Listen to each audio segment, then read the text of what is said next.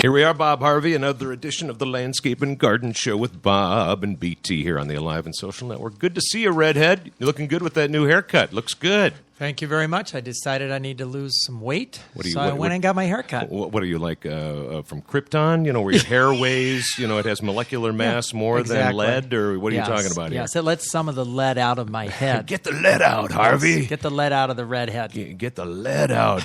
Are you familiar with B.T. McElrath chocolates? The chocolatier? Mm-hmm. Yeah, Brian McElrath, good friend of mine. Very, very familiar. Like you, redhead. Yeah. And Brian he just grew his hair out this past winter. I mean, like crazy growing out. Like, hey, man, are you going to San Francisco to Haight-Ashbury? I mean, it started to look like that, And he put a Facebook post up the other day. He had it all shorn off. I mean, really like a crew cut. But it was cool because his hair was so long, he donated all that lovely red hair to one of those organizations that can use the hair, for those going through chemo treatments or whatever the case may be. I thought it was a pretty cool deal there. But nobody could take your donated hair because it would weigh them down, given the external, molecular mass, the atomic weight that you've got from that lead head of yours. So, but it looks good. That's a good cut. Thanks. My summer cut. Yep, good I have cut. my summer cut, my winter cut. You bring it in here on a day we should paint a picture here. It's June 9th that we're doing the Landscape and Garden Show today. We haven't reached the mark yet, but we're likely to reach it this afternoon.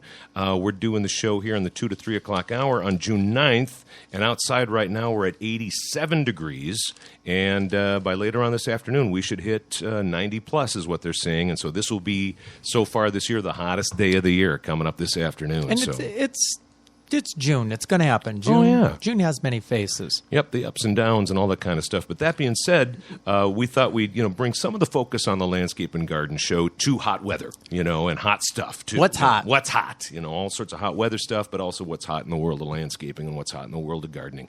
I want to get a progress update, if you will, please, on the Afton project, because we've had that come up in conversation. Obviously, deeper conversation on one of the shows. Well, we're going to do a podcast from there. Yep, we're going to do a podcast from this beautiful nature pond, natural pond that you guys have built at a home in Aspen with some serious acreage. They butt up against county or state land, as I recall, something like that. They butt up against the Afton State Park. There you go. So just a beautiful setting, and the homeowner didn't want, so to speak, a landscape pond. They wanted something that was a more natural setting for the critters and the animals and all of that. We've done our cover crop seeding of oats, which is the first year cover crop, and then all the native seed that's been done will gradually start to take hold, and then we'll be managing that each spring with a burn until it starts to regulate itself and take over. And then there's some other areas that will get treatment of 4 seasons of color and interest, but look like it's always been there. I find it interesting that this initial seeding is oats. So does that help to establish a solid root base, and sort stability. Of stabilize the soil? That's just what I was going to ask. Right. Yeah. So, we had a very heavy rain there night before last, about 1.1 inches. Okay. And it did do a little erosion here and there, ran into the pond. Right. But it's... we're seeing a little fuzz coming up, green fuzz. All right. And so another week or so, and we'll see a lot more stability. I mean, when you do all that excavating and earth moving, you're vulnerable for that kind of thing to happen. Sure. And it's all fresh soil in there pretty much, and moved soil pretty much. Mm-hmm. Like a clover plant, as farmers do to fix nitrogen in the soil. Does oats, do they do something similar to that? Or again, is this more for a stability thing? Yeah, it's a stability thing, and it's an annual thing. So the goal is that the native prairie plant seed mix that's been put down will be the predominant grower, and that's coming up there. Yeah. So I'm guessing a mix of flowering plants, green plants, that sort of prairie look that we've come to appreciate. It's a refuge for wildlife. Yeah, like the owner wanted. Mm-hmm. So he's had a lot of activity on the pond already with ducks and egrets and herons flying over. I mean, it's just amazing. It's just amazing to see. It's like watching a movie from your dining room table, because the view is right out their window, looking south, and it's an exciting project, and they're excited. And they're very much involved. It's one of those scenarios where they are playing a major role in the movie. Nice. And They go with us when we select the plant material and ask questions. It's an educational process. They have the interest. His wife actually helps us in our other gardens and some of our other big projects, working just unbelievable work ethic and by choice. So projects outside of the one you're working on at their house. Oh, that's really cool. She works a couple days a week, and that's really cool. She's very very productive, and it's been fun getting to know them. Yeah. You get when you're working with clients, there's one level of proper etiquette that you get to know them on from a business perspective, and then over time, because we have some clients that span more than 25 years, and those people you get to know the next level and the next level, and then you're a vital part of something that's very important to them. It's an emotive and a relational experience, so it's not about how many, it's about how well you do the ones you do, and that's always been our main mission and focus, and that just has been very rewarding for us. You certainly see it more on the end of which you're a business person putting landscapes in and working with clients that way and developing relationships. Yeah. I see it certainly on the receiving end because of my landscape backyard, but what I'm getting at is in the landscaping world, the gardening world, there really is a sense of community and a bond that's formed that begins with that. It doesn't end with that, though. That's the cool part, is that it begins with that shared mutual interest, whether it's landscaping, whether it's gardening, whether it's plants, and gardening of the perennial sort or gardening of the annual crop type, having your tomatoes and your green peppers, whatever the case may be, it doesn't matter. The point I'm making is that there's a sense of community that begins with that, but as you've seen and experienced for 20 plus years, and I'm experiencing it too, now more so since we did our project in the backyard in 2002, is that you get a starting point with people because of that. And yes, that suddenly you're hanging out playing Yahtzee, and having some beers, just out in the backyard. And they might be neighbors or they might be somebody you met on a pond tour or whatever the case may be. But you just develop sort of that next level of relationship. Yeah. And then often that develops to the next one. And then you bring your dog over. I'll watch the dog while you're on vacation. Those things they develop because of that mutual love of the earth and just bringing beauty to a project that may be close to your home, or just or volunteering perhaps in a garden project that's a community thing. I mean, again, that sense of community is built because of that, and it's just a wonderful thing to experience. Yeah, a well done landscape, in my definition, is one that shows there has been a lot of energy, creativity, and energy and commitment to doing something rather than doing nothing. Yeah. And it doesn't have to be perfect, especially if a person is so-called experimenting and trying different things and just has this enthusiasm and this sense of adventure that they just feel that they can take the license and the liberty to go ahead and try all kinds of things, because then that becomes a conversation tool, and it just invites communication. Yeah. It's a communication tool that works in a neighborhood setting where people find something common to talk about, because gardens are very non-political, in my opinion. Yeah, so they very innocuous. They don't have any opinion about anything. They just do what they do best. They grow, they produce, and they satisfy. Yeah. And that's something that people enjoy being a part of. It also has that effect in a commercial setting, as we work with some of our commercial clients and storefronts and sidewalk cafes and things like that. It adds a very much of a personal element. It shows that there is some personal attention given to something that could otherwise be pretty standard or pretty predictable or cookie cutter kind of thing. But you take it to the next level, then it kind of raises the thought that, well, if they put that much attention into something to make it unique and interesting, then whatever it is that they're marketing or selling or feeding me is probably of the same caliber. Yep. That it takes that kind of it's a sense of hospitality, hospitality and communication, and it's ritualistic. And I have a great example of that, because I happen to live in a neighborhood called Linden Hills, and a lot of people know where I live. They know my house, and they drive by, and I can't tell you how many people I've never met before stop when I'm outside, and they say, "Thank you, we love your house." La, da, da, da, nice.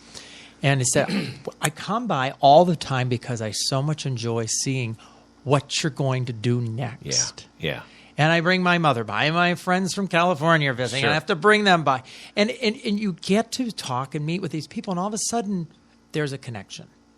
And those connections start to become multifaceted, and eventually they circle back around, which is really interesting, too. I had a little chunk of that happen. We took a break last week on the show because you and your wife and the family were getting the whole house prepped and ready for your oldest son's high school graduation.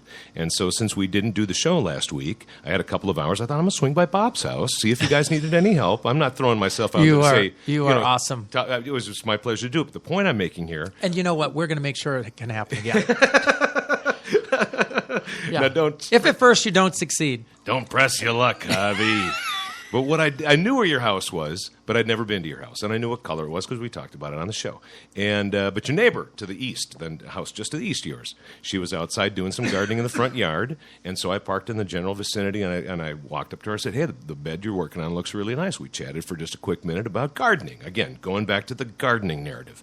And so we had a little simpatico there, even for half a minute. And, at that moment I said, "Is this the Harvey house right here?" She goes, "Yeah." So, I mean, the point is she felt completely comfortable with me, even though I was dressed like an axe murderer. She felt completely comfortable. No, she was just wonderful. But again, it began with the whole gardening thing. Just she was getting her fingernails dirty and was comfortable there. And that's what I had to comment on was how nice it looked and the good job she was doing. And she, right there, yeah. And then I ran, saw your wife Jackie and your son Danny. And you weren't there, but blessedly Jackie didn't put me to work. She could have, I was ready. I even had my work boots in the trunk of the car. But anyhow, next time if you need help on a project, I'm there. Yeah, and I'm going to take you up on that. In fact, I think it's an opportunity where we think we should be looking at maybe a porch casting. Oh, we are going to do a porch cast. We're going to take this show out because there. In this realm of Alive and Social, we really personally, living where we live, experience that kind of on a daily basis. Right. And like you said, the rituals of people that come by, whether you know them as neighbors or not, but it's all one big community and one big neighborhood. Now, did you know, from what I understand, that Linden Hills has the highest per capita number of dog owners in the nation? In the nation? Mm-hmm. Wow. No, I did not know that. Yeah. Well, doesn't surprise me. If you hang out in our front yard and we put our Wheaton Terrier out there, they'll all come to meet you. Do you have, how should I put this mildly? Wait, this is a landscape and garden show. I can talk just the way I want to. Are you out there having to deal with the pee on the grass a lot? I mean, you get a lot of stains? I don't. You get a lot of stains? Or are they mostly boulevard peers? Yeah, they're mostly boulevard. Right, and I welcome them to come up into the yard. That's the best. People are very respectful. Yeah. And they're respectable dog owners. And it, again, a communication tool. They're walking their dog, stop, admire the gardens, then we start talking, and then the kids come out, and then it's just really nice. You may not see them again, or may see them in a month or two or whatever, but that so-called front porch living, it's come back. Yeah. I grew up with it as a child, and then there was an era of couple decades, and everything moved to the back of the house. Yeah. And we still have a lot of activity in the back because we design it. Right. But there's a different kind of experience. I was just at a client's today that completely different, by the way. Yeah. Not mildly different, completely different when you're interacting with your neighbors walking by or meeting people that you didn't know before and just saying, "Hey neighbor, what's your name?" And they tell you, "Which house are you in?" And the only reason that happened is because you're in the front yard. That's the only reason why. Exactly. I was just a perfect example. I was at a client this morning. We did a walk around and made some notes about some things we want to tweak and it's new construction, so it was built by a builder maybe in the last 3 to 4 years. New construction, urban or suburban? More suburban. Okay. So we're talking about Minnetonka, Robinson's Bay area, way out there near the lake. Sits up, and not what you would think would be visually or vehicularly necessarily very accessible because it sits up, so it's on a promenade that looks down. And yet it has a small porch on the front. And then we did the back last year with the outdoor fireplace, outdoor kitchen, patio, pergola, big gardens, that kind of thing. And the client personally shared that while I have all the activity in the back, and that's where the dogs hang out, it's fenced in, et cetera, and big area for them to hang out in. She says, in the morning, I like to come out and sit on my little porch. Out front. And I sit out front, and I just observe what's watching the day wake up. Yep. And so there's some neighbors and stuff, but there aren't sidewalks and all that kind of things you find in the city. So there's just people walking down the road, or they're biking, and if they see her, they'll wave. She says, "I never thought I would be a front porch person." It's just, but that's sweet. It's really neat. So it's an element of discovery about these kinds of things that do become part of a ritual. Yeah. And look at for her. That's now the ritual. Yeah. Is my morning cup of coffee, she says to herself, needs to now it's not I want it to happen. It's almost like it needs to happen there now for her. Exactly. It kind of jumpstarts the day, and then there's some beautiful landscape for her to look at there that she comments on and says enjoys very much. But I just thought that was interesting how the client's perspective was, I didn't think I needed both or that both was important to me, but I am using both. Yeah. And I like that I have that option, and I just discovered that by living in this new home. She had only been there a little over a year. Lori and I, Mrs. T and I, talk about this all the time because we've got the landscape in the backyard with the seating area and the waterscape and all that kind of stuff. And lovely, and it's a great place to be. But and we like the fact that it's isolated. That you don't know. Here we are in suburban New Hope. Fence around our yard from the front yard.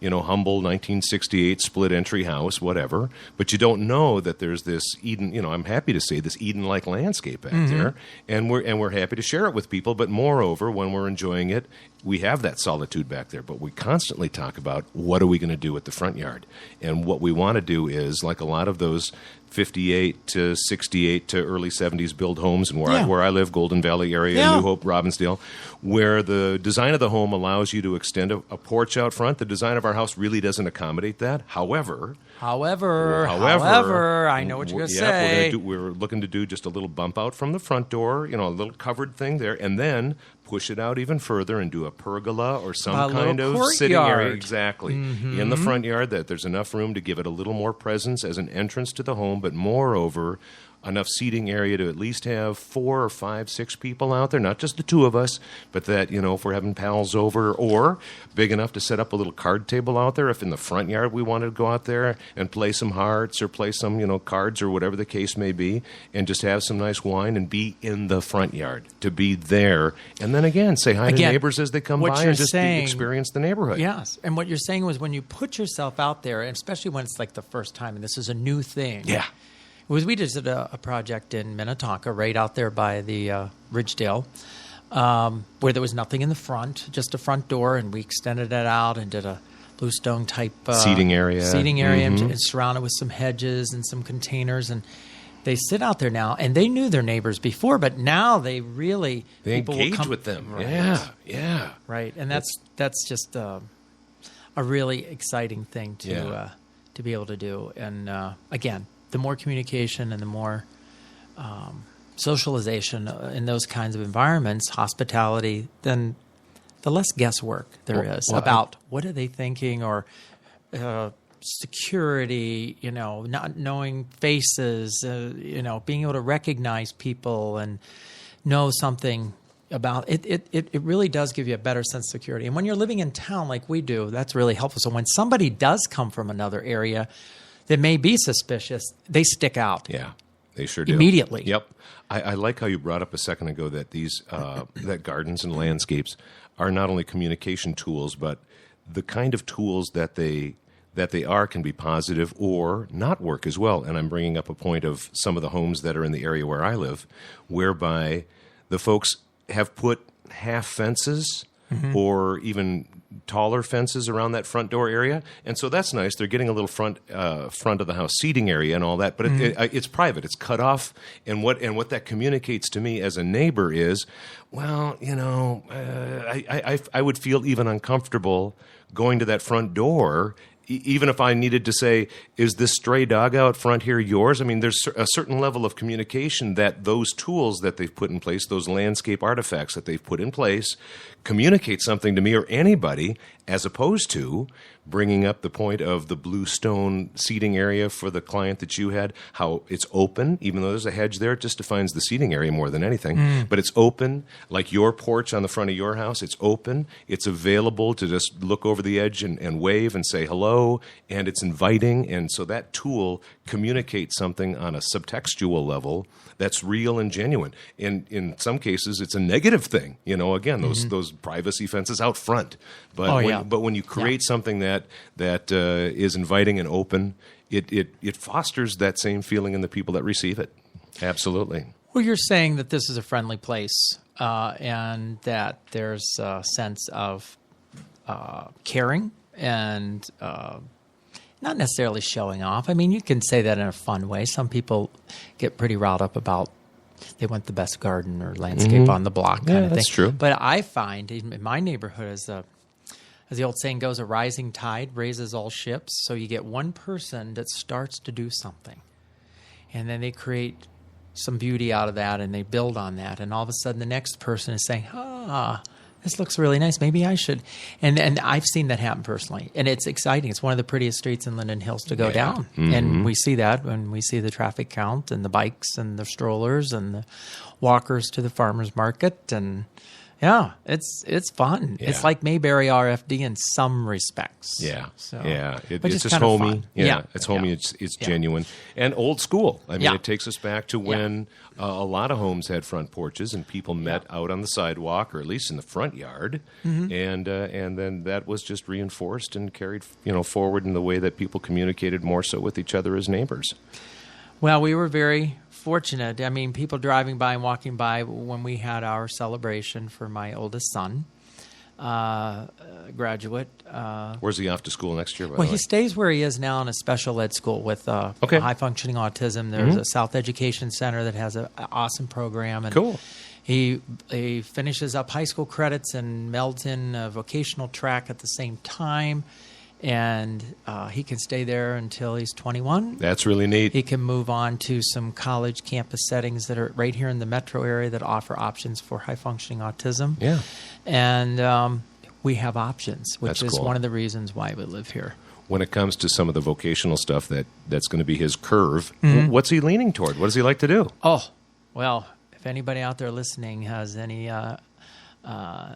interest or connections, he is passionate about the airlines. Is that right? And knows airplanes extremely detailed down to the models, the year of construction, the year of retirement, what's going on in the business world in terms of mergers.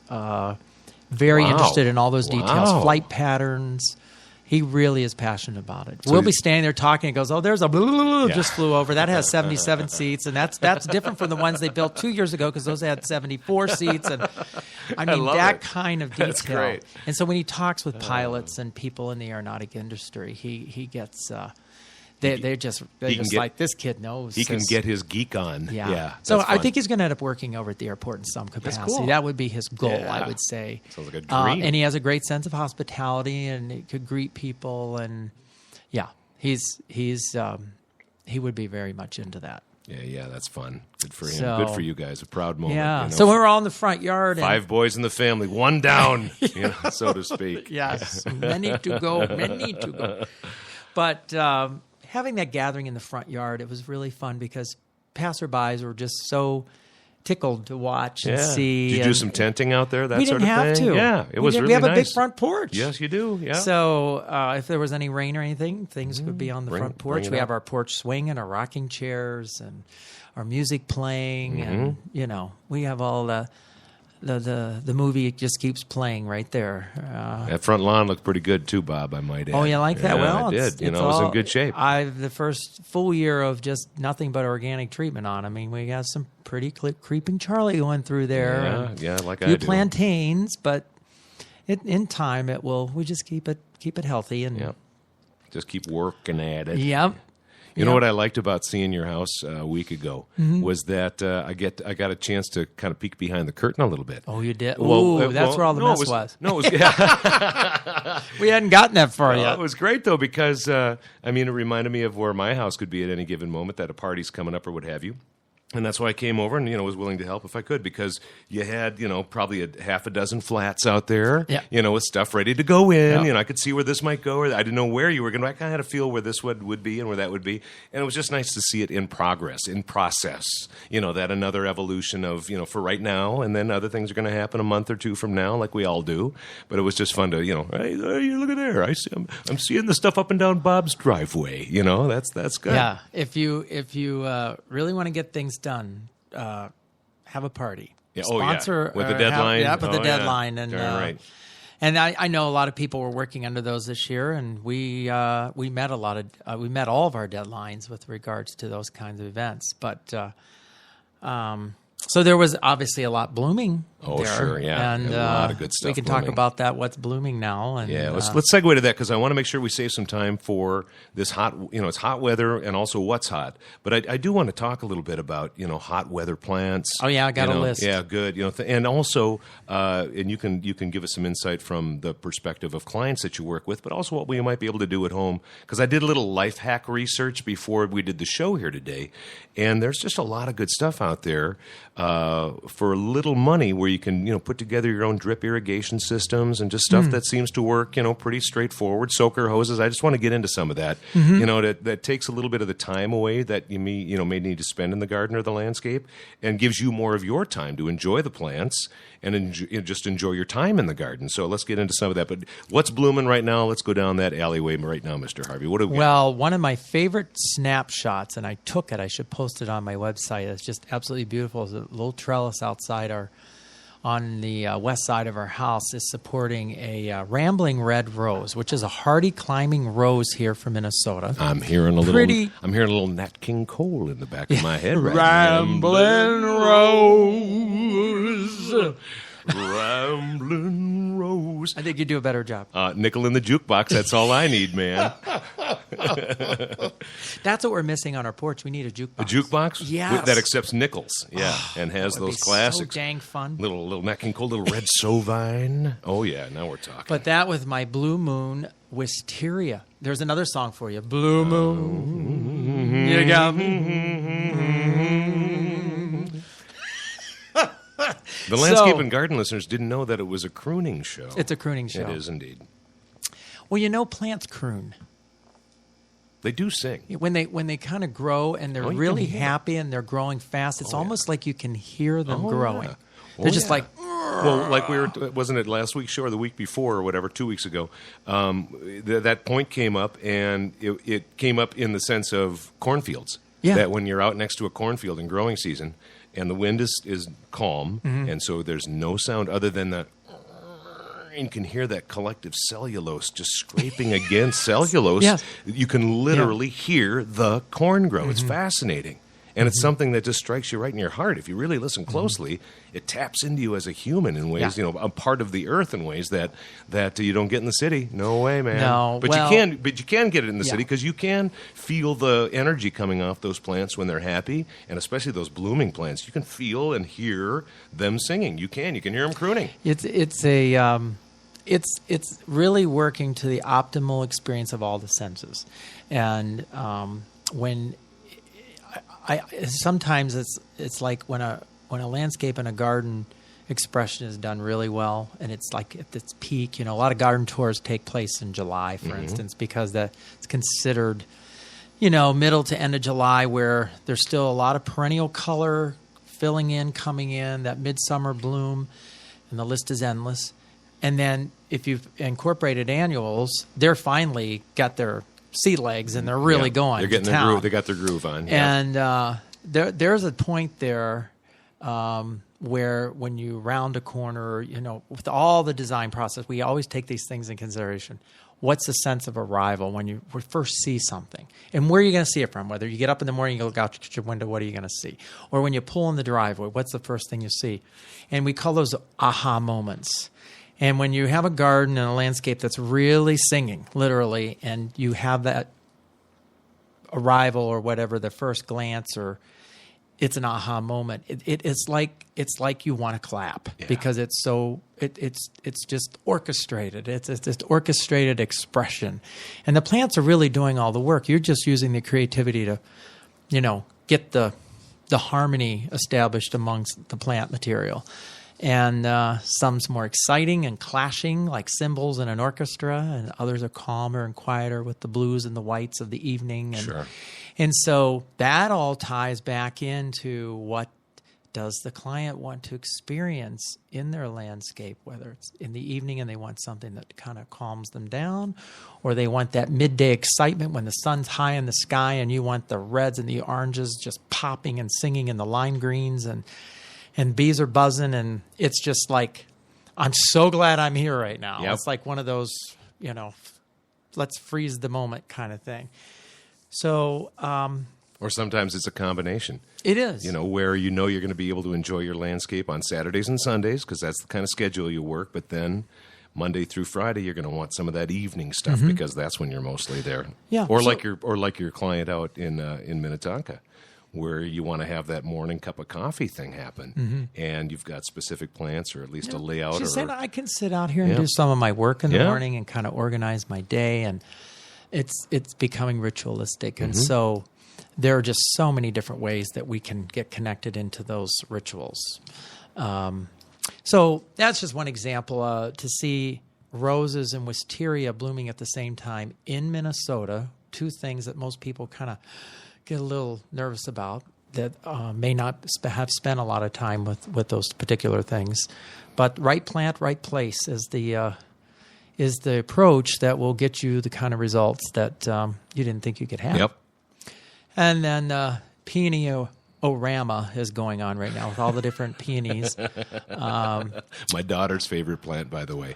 And we clipped some the other day and brought them over to her house. And she was working. She's a worker at in the hospitality world at Indeed Brewing in Northeast Minneapolis. Yes. And anyhow, she was working a shift at Indeed, and those peonies were waiting for her when she got home. Mama clipped those off and put a little note on there and put them in a plastic bag with some water and a paper towel. Anyhow, they were just fine when Lyd got home, and she was just delighted. And a couple of those little balls hadn't opened yet, so she had 3 or 4 of the big blossoms that were already rocking, and then a couple of those balls that were just ready to spring open. They came open the next day, so she just had some of that wonderful color. And these ones weren't terribly fragrant. Some of the peonies are more fragrant than others. Of course. But there's enough of a perfume there that it wafted through her house, and it was more the color, but certainly there was some nice smell there, too. Yeah, we are in peony heaven. They're just coming up everywhere, and it's just lovely to see.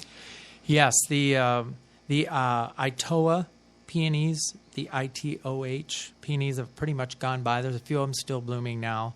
They're kind of the tree peony kind. Yep. That they don't die all the way back to the ground. You don't cut them back in the fall. Those are the ones that have more the wooden stock. The wooden stock that builds on itself each year, and they get larger and larger. And once they're established, they're absolutely dramatic. If you want some drama in the garden that stands up actually a little better than your traditional peonies against the storm. So you always know that you can expect rain as soon as the peonies start opening, because a lot of them go under the deluge of death when the downpours hit like they did here the last those big balls of beautiful petals. Once that water gets stuck in there, it's like a sponge that's completely weighted down with water. So I always have to take the plant circles and put them around the peonies in my yard. The hoops. The hoops, thank you. Yep, or the grids. Yep. There are some that are blooming right now that they don't have quite the unique fragrance, but they have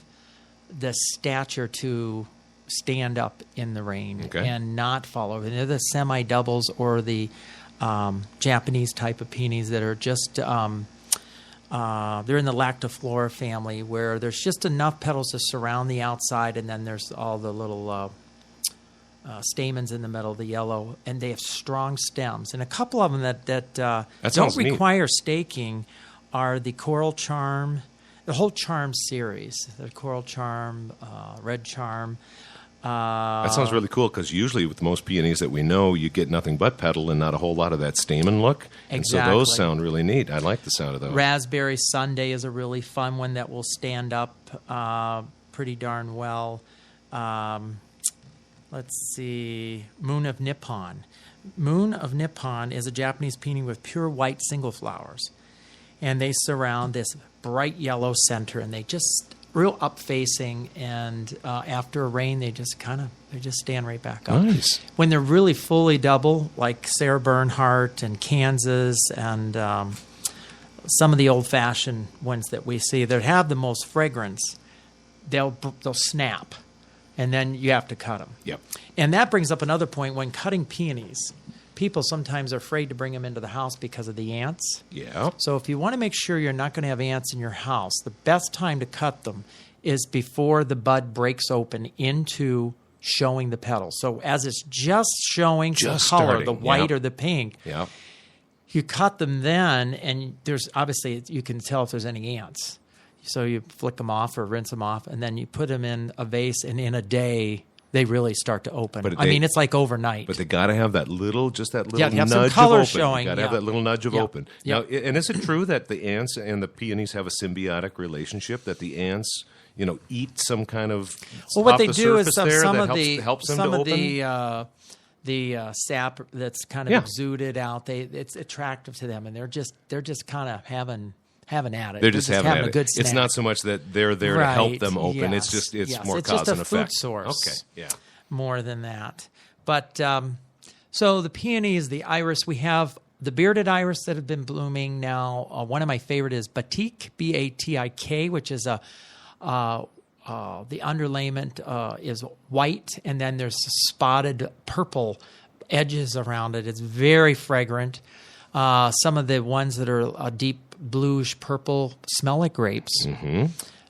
In the bearded family. And then we have the Siberian iris family, which are really in full bloom right now. Those are those skinny-looking ones with the grassy type foliage. Yep. And there's a lot of different varieties of those. Those are in full bloom right now. The Salvia family is kicking in. And all this happened so fast. I mean, a week ago, none of these things were really showing color. The roses certainly weren't. You're right. And the peonies were barely, some of the earliest varieties were barely starting to show. All the salvia I have in and my it garden depends now on the is just metro. going. Yeah. Depends on the part of the metro Where you're that at, you're in. sure. So in town, yes, there was some colored, but out west today, 15, 20 miles out, they're just breaking bud. Mm-hmm. So there's some difference there just in different Microclimates. Microclimate based, yes. So the salvias, the peonies, the iris, columbine. I want to bring something up real quick because it's just on the top of my head here, and it is making me a little sad, actually. All the salvias blooming right now in my yard. All the other bee-friendly plants are going, and I'm just not seeing as many bees as before. And that's it's making me a little sad. This whole colony collapse disorder and everything we've been hearing about this. Yes, just the bee population in my yard this year. Maybe I didn't notice it as much last year, but I am paying more attention this year because we've talked about it on the show here and elsewhere. And they're just not as many at all. Are you seeing the same thing? Are you experiencing sort of the same thing? Yeah, and we're planning as much as we can about planting the types of native as well as some of the the plants that have been propagated that haven't been propagated under chemical conditions, right. To attract them, get them, yeah. And so I've seen a fair share of bumblebees and other kind of bees. I've not seen as many. Yep, I agree. The bumblebee thing has always been pretty consistent, but the honeybees and others, and the natural honeybees or the colony honeybees, just not seeing as many of them. I will throw some props out to the White House. I believe the initiative began there. I read about it in the paper this week. That corridor, that Interstate 35 corridor, where they're going to plant the pollinator-friendly and the monarch-friendly plants. Yeah, the whole Asclepias family, the butterfly weeds. And, all of that, and the milkweed and everything else in a milkweed. In a corridor that will go more or less along Interstate 35. So I don't know what the it whole is. migration route. Sort of 100 or 200 yards or whatever they're saying on either side of the freeway. That or whatever the width is, but anyhow, that whole migration route for the monarchs, and then also they're pollinator friendly for the bees too, so it'll be a good thing whether those are migrating or not. They really don't, but certainly for the monarchs, making their way from Mexico up to the northern climates like here in Minnesota, and then back again on that whole cycle of life thing. That's just wonderful. That's pretty cool. It is very cool, and when one of the things, which getting back to lawns a little bit, and I know there's certain situations and areas where we want that perfect looking, like it's a carpet. Yeah. Like if you could vacuum it, you would.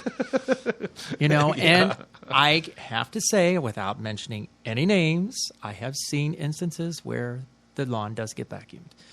There's attachments to mowers and so forth where it sucks everything up.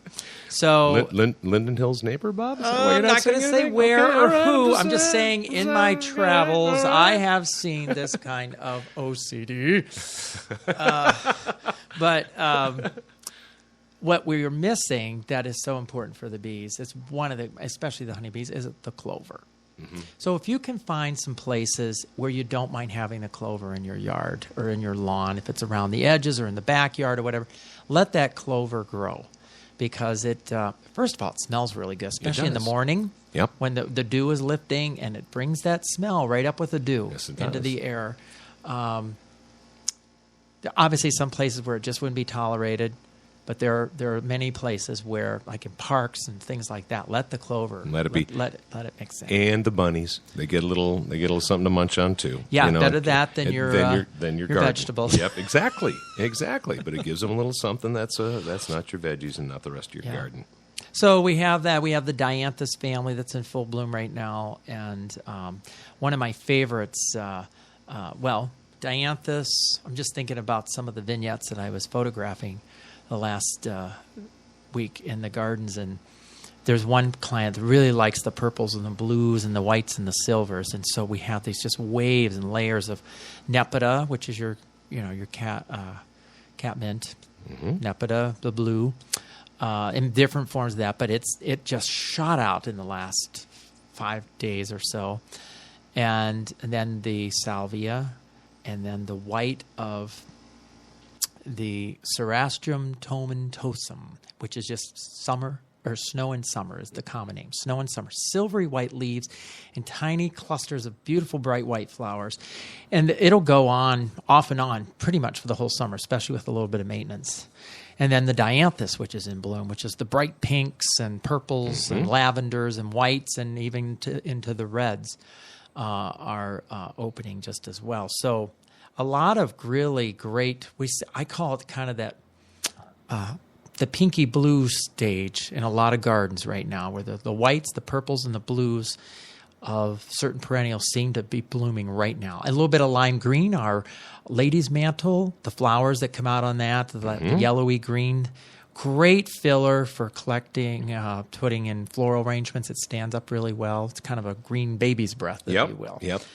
It more backs up the blossoms than behaves as a centerpiece. Exactly. And so you have all those things and more to come. It's a big iris month. There are people that grow irises as their main thing, and this is the month they love, is the month of June. And they can pretty much get those irises somehow blooming with all the varieties from now through the end of the month. Right. Yeah, we're getting a bunch in our side yard there. Would you believe yesterday at one of our sites there were still tulips blooming? Wow. They were just getting ready to go down. That lavender last bunch, variety that we use. I think it's called Passionelle. It was unbelievable. June 7th. And are the colors still holding up pretty well too? Yeah, nice. It's a beautiful lavender. Yeah. Oh, cool.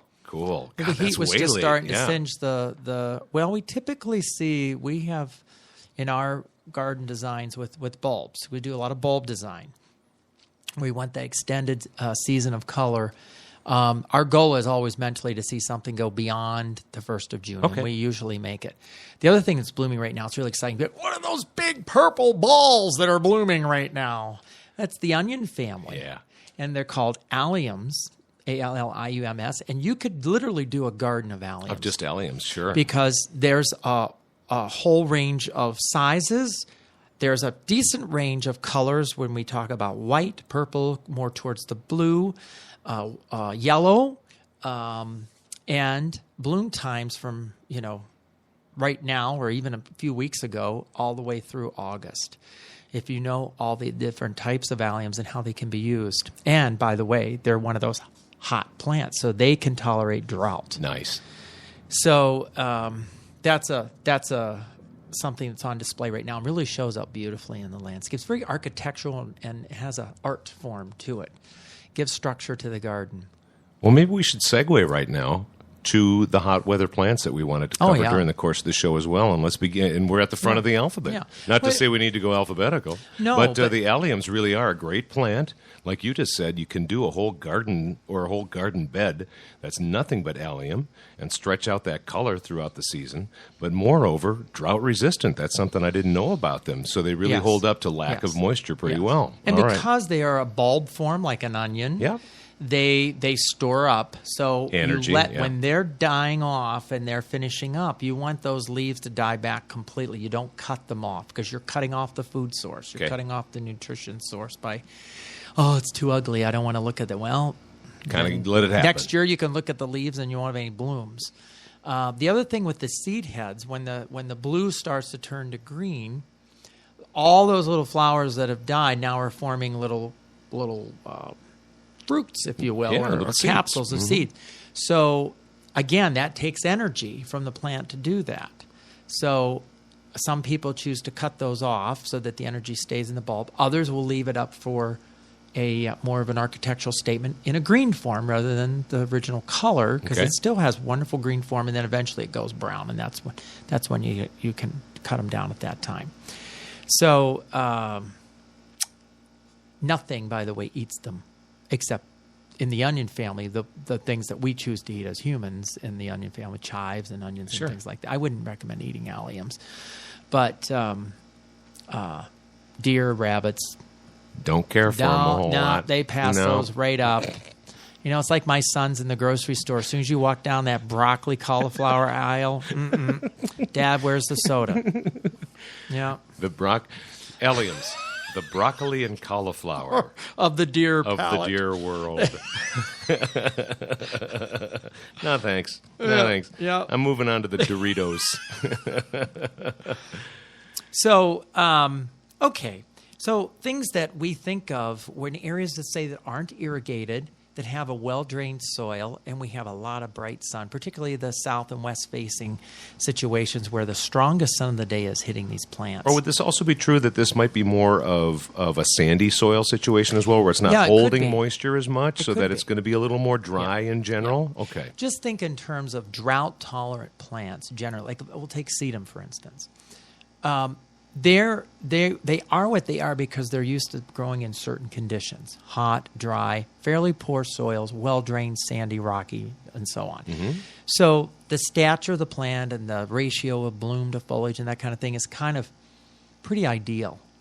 But when we alter that medium, and let's say we plant them in really high composted soils, really rich, loamy, and that kind of thing, what happens is, and even if it's in full sun, the plant tends to overgrow almost, where it gets very big, much bigger leaves, very leafy, very vegetative. I've done that, and I didn't know why it was happening. And they kind of grow up, and then they fall over because they don't have those natural stress factors that come with the more natural conditions that they're used to growing in. Sedums and grapes are kind of similar that way. All you have to do is read the tags. If they're good tags with your plants, and they tell you plant in sandy, sunny locations, well drained, elevate the plant in poor soils, those kinds of things, you'll get more of the ideal result. So make sure that you're putting the right plant in the right place. In the right medium. Yeah, exactly. Sure enough. And I've done that before without even thinking about it. I think it was with sedums that I got from somebody. So there wasn't a tag there. It's just like, hey, I got a bunch of sedums, And I remember that happening. And it was like, well, I'm going to put some really good soil here. Yeah. And they got huge, and they just were just they were falling over on themselves. Right. Yeah. So the other thing too with them, knowing that some of that may happen as they're growing and emerging early in the season, I shear them off. Oh, okay. Just like you would do with a fall blooming hardy chrysanthemum, where you don't want it blooming in July, you want it blooming in September. And you want a stocky, thick plant. Well, for the plants that tend to get leggy because of their conditions, if they're mid-season bloomers or late-season bloomers, cut them off. Shear them back. Yeah, because they'll get more stability, right? And it'll still get some more sprout coming out of it, right? So we think of the yarrow family, the Achillea family, and we have fernleaf yarrows and the common yarrows. Again, wonderful drought-tolerant plants. The the common yarrow, the millefolium, is the one that has the silvery kind of leaves, and then the bright yellow and other variations of color. But it's the one that you see out in nature the more so too. Right. Yeah, the common yarrow. And that is, there's a lot of domesticated kind of cultivars that just serve really, really well. I've seen some really beautiful expressions of allium, fern leaf, not any type of the yarrow, mostly the millefolium, the yellow yarrow called moonshine. That's the cultivar, and then a burgundy accent like ajuga or heuchera. It's beautiful all summer. Yeah, it's beautiful for weeks and weeks and weeks because you're working with color and texture and structure. Okay, and that really low maintenance, hot, dry location, those plants you're not going to lose them under those kinds of conditions. So, and then we have Artemisia family. The Artemisia family would be the things that are like silver mound is the common name. And there's different versions of that. Some that grow 3 feet tall, others that are more creepers. And again, you plant them in rich soil, they're not going to look too happy. They like that well-drained, sandy, rocky soil, and then they kind of toughen up. Armeria, which is sea thrift, is something that's been in bloom now for a couple of weeks. And that's a little tufty, grassy-looking foliage with these little purple balls that almost look like alliums that come up about 4 inches, and they're hot pink. And they have a pretty decent length of bloom time that are great in rock gardens and areas, again, with lots of drainage and good sun.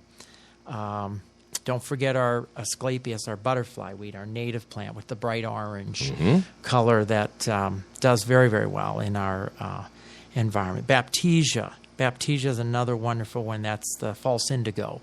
And the blue flowers that come up and look like pea-shaped. Almost some people think it reminds them of a snapdragon kind of thing. Our campanula family, the harbels. And we have campanulas that do well in shade and some that do really well in sun, mostly in the sun category. Cerastium tomentosa, I told you about that one, which is really a fun one, the snow and summer. Our Coreopsis family, the little tick seed. Coreopsis is those different shades of yellow. There's so many. Most people know the pale yellow moonbeam varieties, which is kind of thready. They call it thread leaf Coreopsis. And then we have the lancifolia. The lance leaf would be, or lanceolata. The lance leaf is, the flowers are a little more double and a little brighter, and there's all kinds of variations on those. Our dianthus or sweet williams, wonderful. The really old-fashioned sweet william that grew in Grandma's garden. God, I love that plant. Yeah, and very, very fragrant. And very evocative, too, because of the grandma factor. Yes, it has some ritual and history and sentiment. Our coneflower family, globe thistle family is wonderful. That's the echinops. A lot of blanket flower, which would be the gaillardia. Takes a lot of good dry heat, good well-drained soil. If you don't give it that, it will rot and it won't come back the next year. They just kind of, some of these things have very, their root systems are just sensitive to not having the right conditions, and they just kind of die right at the ground level. They'll just kind of fall apart. This list of what we're doing here, do you think we're going to see more of this kind of planting or these plants coming into Minnesota landscapes as the years progress? But moreover, as the years progress, because we do seem to be getting, I'm not going to get into the argument of climate change, but we're into that phase where they're hotter, longer months going on. Then we get some really big deluge of wet. I understand that too, but it just seems more persistent heat, more of what this kind of drought tolerant or heat resistant planting is going to be popularized because of the conditions changing. We're Zone 4 is becoming a little more like Zone 5 with each and every passing year. It's certainly, the zones are parsed out with 4A and 4B already, and we're moving up that way. So what do you think? Are we going to see more of this kind of stuff? I think I think people are wanting to know what's going to work because they're tired of trying and failing. Yeah. If they don't have the familiarity or the formal education, or they haven't done something like, say, a Master Gardener course, or haven't been following our podcast. Yeah. So, the information is available, and it usually comes in the traditional environment that I'm in the profession, where people are looking for answers, they consult professionals. So they start at the professional level. And it's our responsibility to be able to match up what that success is going to look like. So we have to figure out the scientific as well as the artistic in the design process, so that we don't make mistakes, or we minimize the amount of mistakes. Or if there is a fluctuation in the climate, okay, look what happened last summer. We had deluge June, some areas foot of rain. July We was had just baking drought. hot. August, there wasn't you couldn't find a raindrop anywhere in the metro. Yeah.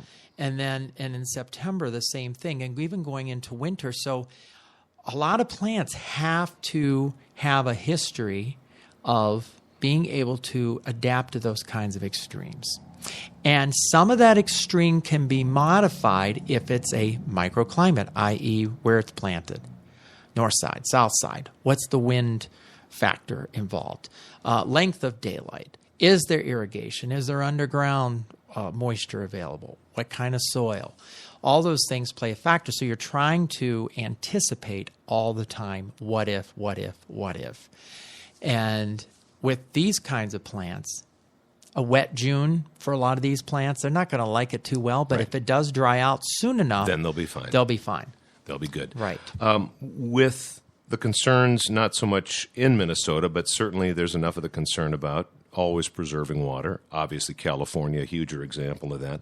With the projects that you do at Edelweiss Design, and by the way, to reach Bob anytime, email him, info@edelweissdesign.com. You can reach me, BT, at btvoice, BEETEA voice, at gmail.com. Bob, do you find yourself working with more irrigation systems going in, or are they factored into a lot of projects They right are. at the beginning? They are. You know, They and are are. they more and I guess now are they more the drip rather than the spray type systems? We then, or what do you look do? for the most efficient ways of using irrigation, and some plants just don't like having all that water sprayed on top of them. They'd rather have it from the ground level up, and then you're reducing the amount of evaporation and loss into the air. So yes, we work that into what kind of plants are going to accommodate having an irrigation system, and we separate zones from beds from lawn, because the needs are very different. A lot of people don't realize water needs are different between lawn and plants, especially if you have a very strong feeling about how you want the ideal lawn. And if you do what you do for the lawn to keep it looking really ideal in your mind, with some of the gardens, you're going to knock off a lot of stuff. plants. Yeah. So, and you're going to harbor a lot of diseases, insects funguses, and diseases, and that kind of thing. So it does play a major role. Absolutely. And when you get the stretches of dryness that we had like last summer, if you're planning on having a constant moisture supply, and that's how you design your plan, then you have to use the appropriate plants that water system is going to serve. And even if it is dry for 6 or 7 weeks, the irrigation system will provide enough water for those plants to survive, whether it be in containers or in the beds. And it's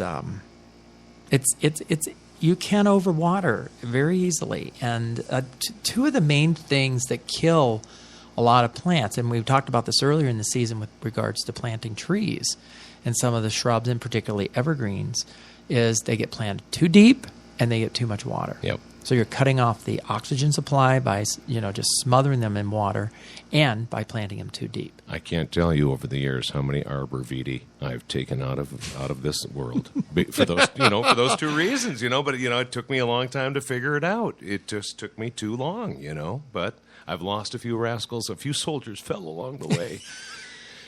The regrets, but you learn from it. You do. So thinking about some, there's a lot of herbs that don't mind the drought. Mm-hmm. You have the lavender, you have the chives, you have oregano, you have some of the thyme. These are plants that really can tolerate the heat and the dryness. Yeah, they'll get a little droopy, so you got to keep an eye on it. But they'll tolerate it. They'll spring right back if you give them a splash after they dry out. If they do.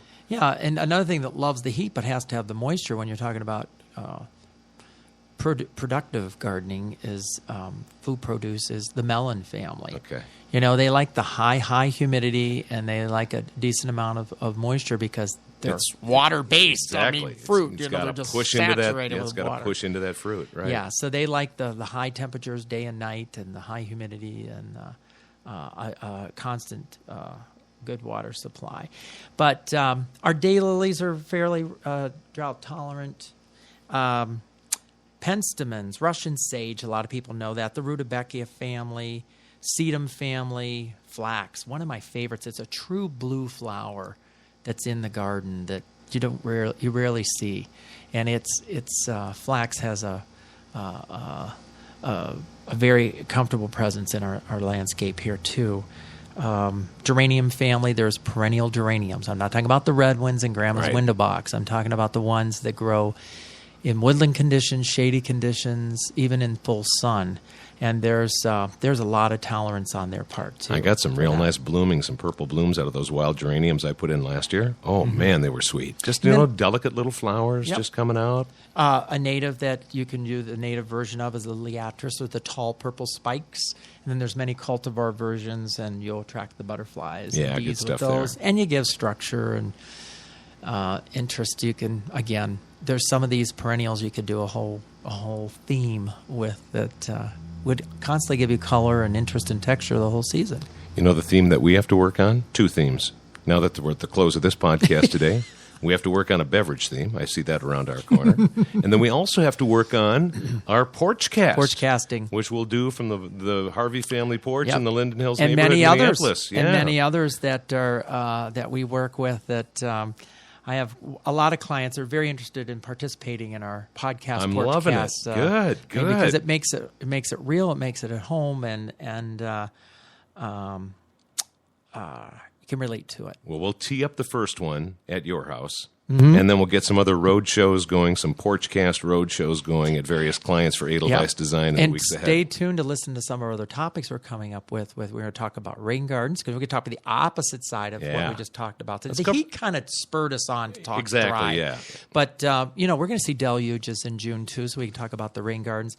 I want to talk about that outdoor culinary experience when we do the grilling and what kind of grills we should use, and the fireplaces, and there's pizza ovens, and we're going to talk about that too. So stay tuned to our future podcast so we can give you some inside scoop on what you might want to be looking for if you're in the market for those things. My name is Brian Turner. You can call me BT. Bob Harvey, Edelweiss Design. It's the Landscape and Garden Show here on the Alive and Social Network. Bob and our fair listeners, we will see you next week. Bye now.